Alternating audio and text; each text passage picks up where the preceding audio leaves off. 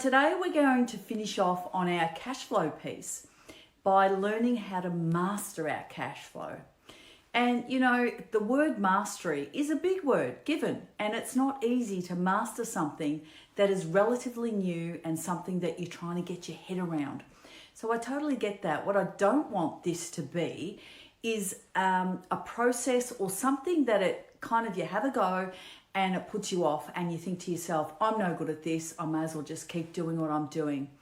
And I guess that's what I don't want to happen. So I'm very mindful of the way that I use my language in terms of making it available for everyone to get their head around. So money mastery, you know, yeah, it's a big word, but all I'm saying is this: we need to learn how to structure the money that comes into our household in terms of our bank accounts. And that's what I'm going to be talking about today.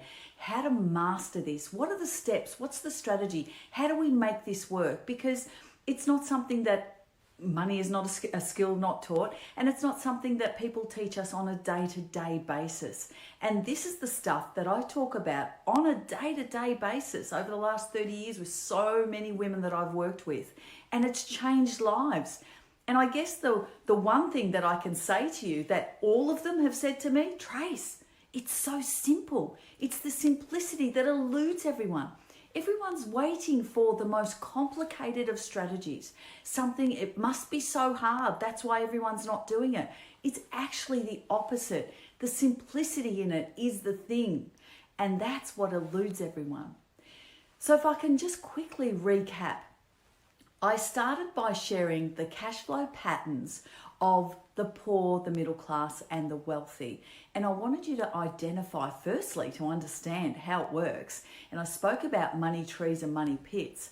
And then I wanted you to go back and recognize which one of those was representative of you and what you were doing. Did you identify with living hand to mouth? Did you identify with buying toys to impress people with money that you didn't have? Was that you, or were you already, or are you already putting a certain percentage of your money, your hard-earned money, every single week that you work for, away in a separate account? From there, we moved on to knowing our cash flow. What is our cash flow? And that basically was the ugly word budget that we renamed cash flow analysis, and decided we were going to have a look at the ins and the outs of our money within our own little kitty. Now that should have brought you to a point where you've gone, oh my God, or gosh, this is looking really good. We've got a bit of excess there. So at this point, you need to be really mindful of what your next steps are going to be. If you're in negative, you're going to need a little bit more help than what I'm about to talk about right now. And when you are in negative, don't panic. It's not panic stations. It simply is a time to review every single expense that's there in that cash flow analysis and start scrutinizing each one of those. Are they a necessity? Are they things you forgot about? This is the perfect time to go back and analyze every single aspect of your financial life, and it either stays or goes. So I'm guessing that's going to be the next step for those of you that have found that you're in negative. For those of you who are in positive, what you need to now do is structure that income into ideally 3 different bank accounts. Why? Well, firstly, life gets busy. And as I've mentioned before, we are so many things to so many different people. So we need to set ourselves up for success, not failure. Because if you leave this crucial point or this crucial step in your own hands to deal with on a weekly, fortnightly, however you get paid basis, 9 times out of 10, you're setting yourself up for failure. Why? 1, lack of time. 2, lack of discipline. As I mentioned yesterday, there's always going to be something else that gets in the way, and you're always going to put yourself off for something else that you view as being more important. But nothing is more important than you and your future and your options and your choices and the freedom that we so crave and desire. So take the onus out of your hands, set up a structure that just happens without you even thinking about it. You know the interesting part of all of this? You will learn to adapt to the new amount of money that you've set aside for yourself to live off.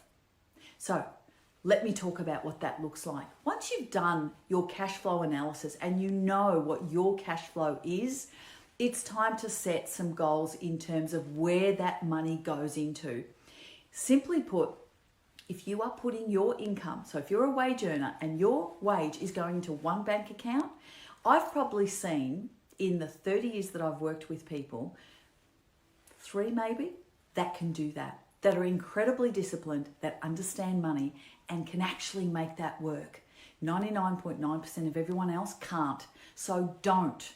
My recommendation is, my tip for you today is split it into 3. And what are the 3? The first one is the pay yourself first account. Remember, we come first. We need to put that aside first. What does that generally look like? Rule of thumb, minimum 10 to 30%. I'm going to come back to that in a minute. That goes off into an account that is siphoned away for future investment. Yes? Account number 2 is the bills account.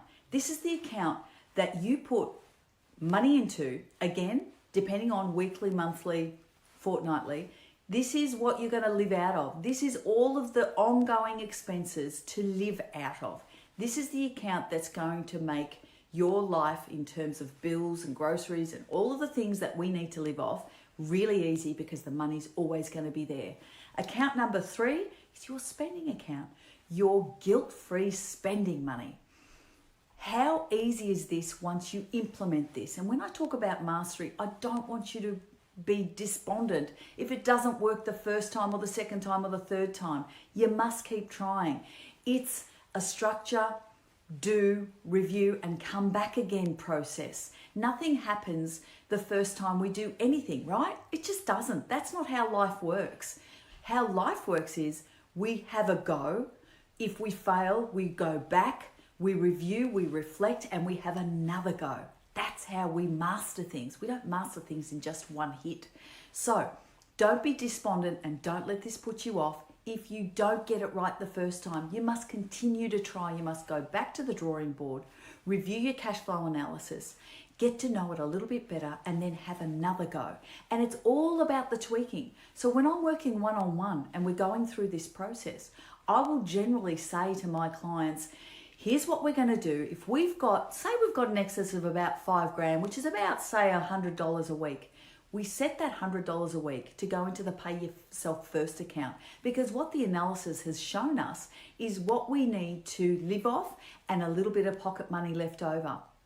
When that $100 goes into that account, I often say to clients, let's go away. You need to go and live this. And then you need to come back to me and let me know, is it working? And if it's not, we need to go back to the drawing board again. So the proof is in the pudding. The proof is in the living. The proof is in the doing. You got to do this stuff, and you've got to review and reflect and then set again if it hasn't worked. The structure is 3 accounts. Pay yourself first, 10 to 30% siphoned into another account for future investing. The bills account, which takes care of everyday living, and then your guilt-free spending account, which you can blow every single week, fortnight, monthly, that is not going to impact your future self, your current living standards, and away we go. And it is that simple. Believe me, it's that simple. And what you're going to do, you're going to find that all of a sudden, you're going to become so possessive about this investment account, this future self, pay yourself first account, that you're not going to want to dip into that. Because a lot of the time, there's a bit of resistance when I work with clients in this area. And what I generally find is they're kind of almost like, what if it doesn't work? It's okay, because you know what? What's the worst thing that could happen? You end up with a few $1,000s in this account. You can grab that back anytime and bring it into the main account, can't you? No love lost there. It's just sitting there. What's the worst thing that could happen? But you're going to get possessive with this account and you're not going to want to dip into it, I promise you. And we're adaptive creatures. We are designed to survive and adapt. This is what we do, right?